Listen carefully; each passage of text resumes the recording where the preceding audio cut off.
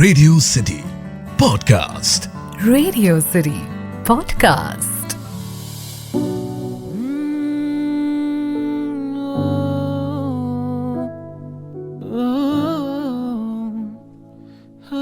Radio city पर अब सुनिए तेरे मेरे बीच में। यार हेमंत, मैं जब भी तुम्हारे बारे में सोचती हूँ ना तो रॉक ऑन का वो गाना याद आ जाता है। मेरी लॉन्ड्री का एक बिल, एक आधी पढ़ी नॉवेल। क्यों? क्योंकि तुम ना मेरी कुछ आधी पढ़ी नॉवेल जैसे हो। याद है कैसे मम्मी पापा से छुप कर मैं तुमसे याहू मैसेंजर पर चैट करती थी। उन दिनों मॉडेम कनेक्ट करने पर बहुत आवाज होती थी और हमेशा लगता था कि बच्चू अब की बार पकड़ी जाऊंगी।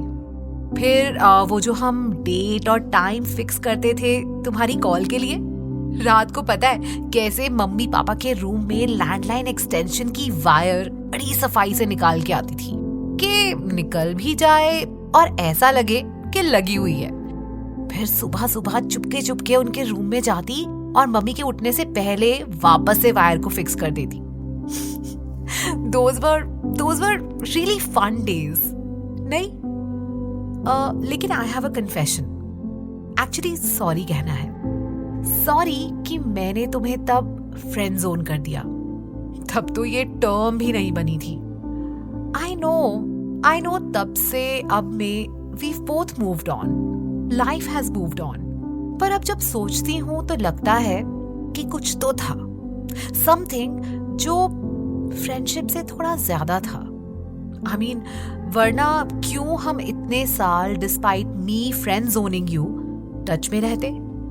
उस दिन जब तुमने मुझे कॉल किया और कहा कि मेरे शहर में हो तो I was so excited. I mean, finally पूरे 12 साल बाद हम फर्स्ट टाइम मिलने वाले थे। कैन यू इमेजिन, हमारी पहली मुलाकात 12 साल बाद। और फिर जब मैं चहकते महकते सीपी में कैफे कॉफी डे पहुंची तो कैसे 2-3 घंटे बातें करते करते निकल गए पता ही नहीं चला। तुम मेरी रिस्ट पर बने टैटू के बारे में पूछ रहे थे। क्यों पूछ रहे थे? हाथ पकड़ने का बहाना था क्या? पकड़ लेते ना, कह देते कि यार फ्रेंड बहुत खेल लिया, अब थोड़ा आगे बढ़ते हैं। कांट बिलीव यार, 12 साल। I mean, देखे तो more than a decade of us. अजीब था ना वो टाइम भी। चीजों की सेंस ही नहीं थी। क्या पहने, कैसे बैठे, क्या बोले, कितना बोले।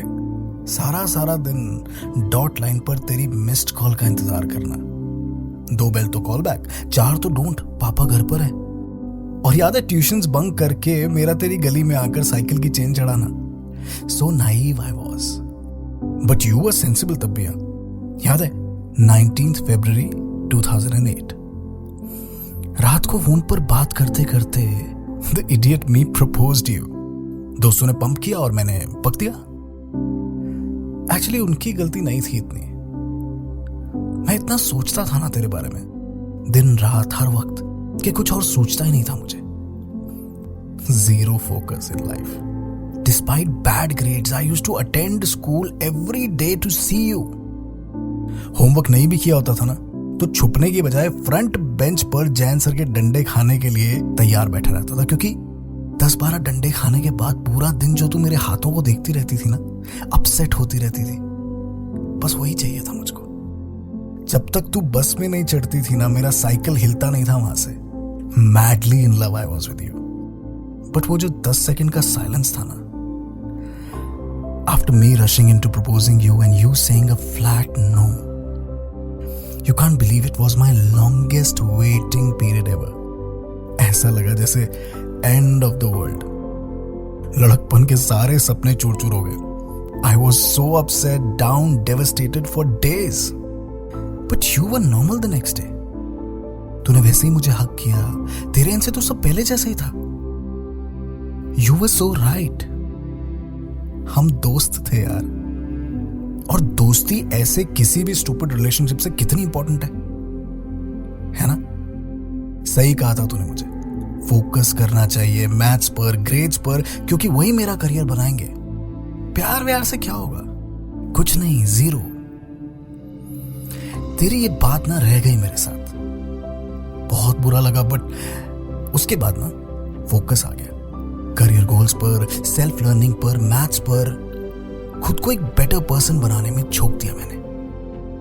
इन 12 सालों में जब जब तुझे मिस किया ना मैंने, तो और मेहनत की, और आज जब मुझे शहर वापस आने का मौका मिला तो पहला कॉल भी तुझे ही किया।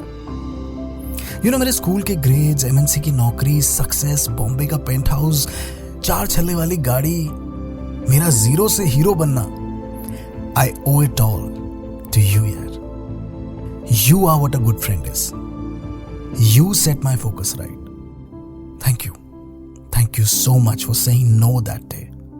लव शब्द नहीं है, रिस्पेक्ट है, ग्रैटिट्यूड है, लाइफ की सबसे प्रेशियस चीज है, फ्रेंडशिप है तेरे मेरे बीच में। तेरे मेरे बीच में।